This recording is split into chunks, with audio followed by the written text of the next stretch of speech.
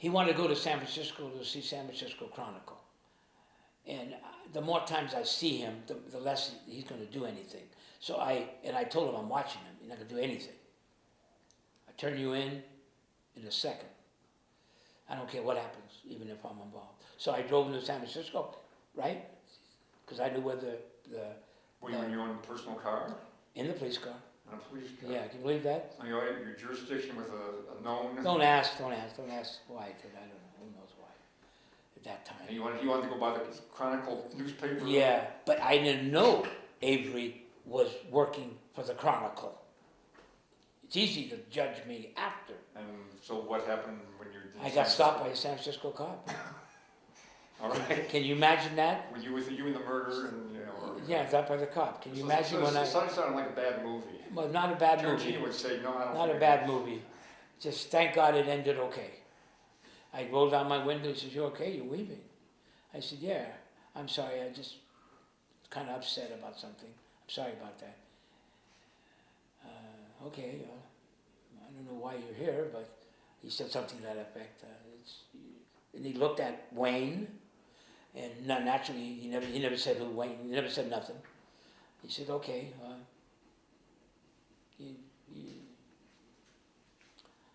You better. I think you better go back to your city now, something like that, because I don't think you're in right good condition to drive." Well, policemen weaving in cars. Yeah, I know. So I understand that. You turned around, went back. I went back soon, knowing that I shouldn't have came, but it's too late. It's done. When I got back to the station, I parked the car, and I was going to go home, and the chief of police says, and actually he called me my birth name.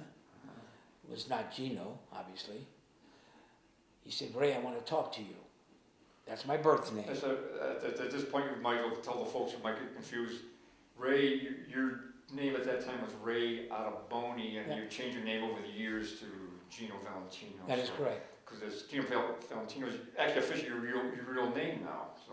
That's correct. But okay, he said Ray, and he said Ray what? He called me in the office and he says, "What the heck are you doing driving somebody to San Francisco? And who the heck is this guy?" And I had to think quick, right? I said, "Well, I'm going there to see about somebody that committed a crime in this area." I made that up. I made something up. And the guy was with me.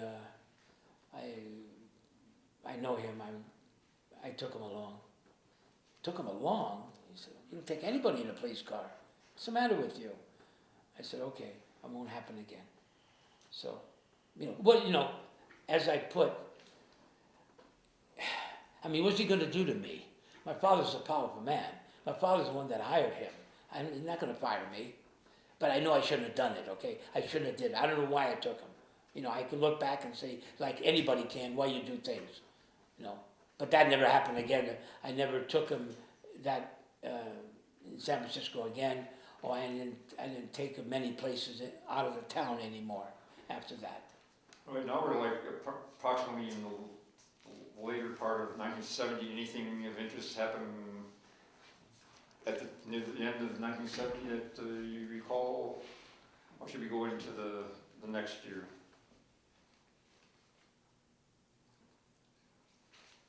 Oh, somebody called my wife, Linda. Wilford called my wife and ordered her not to have your husband have Wayne in his police car. And if not, he's going to go to the chief of police and complain. And who was this fellow, the person that called? Wilford, that's Wayne's father. So Wayne's father called? Yeah. Wayne, when I got home, Linda told me, and she was crying and really emotional. And I said, "I'll put a stop to that." Why did he call? I said, "I don't know." I knew, but I can't tell her, obviously. I'll put a stop to that. I did put a stop. I told Wayne, "Have your father do that again. Something's going to happen real bad."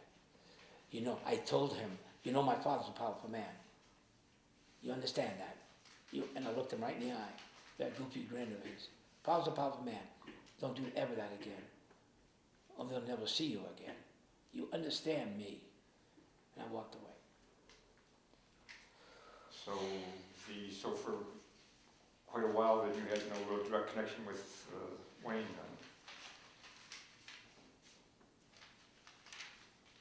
then? No. Anything of interest happened in the new year of 1971 when the thing had seemingly died down, your problems with Wayne? Anything new? Well, Wayne Wayne never did anything wrong after that, meaning he didn't kill anybody after that. And as you know, I had a hunch that he could be the Zodiac killer. Had a hunch, but no more Zodiac killing after that. And he confessed to me that he killed in Vallejo in Lake Berryessa and the cab driver in San Francisco. But what am I going to do with that confession when I'm involved? You could deny any time you want. I know that, but I didn't. Easy to say now. He told me he was going to go to L.A., move to L.A. And I told him why, and he said, going down there to visit, to live with a relative. I never asked who the relative was. I was happy he's going and not happy he's going. Happy to get him out of here, but what is he going to do down there? Kill somebody? Well, let's get back. What happened to this detective that was investigating? What did you hear about? Anything about this detective's investigation? Oh, Chuck got back to me, and I wanted, as you know, I wanted to know if he knew anything about me. And Chuck told me, the officer told me that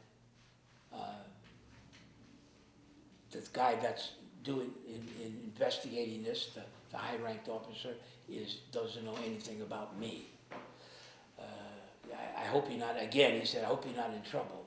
Something, I knew he knew something was wrong. And I said, no, I'm not. So, and then he asked, and he did me a favor, and I did him a favor. I gave him a .45 automatic gun that he wanted for my father. I gave it that, because he did me a favor. All right. So, did you have any, since apparently the detective's investigation ended, I assume, did you have any connections later on with any other police besides this detective that might have something to do with this crime?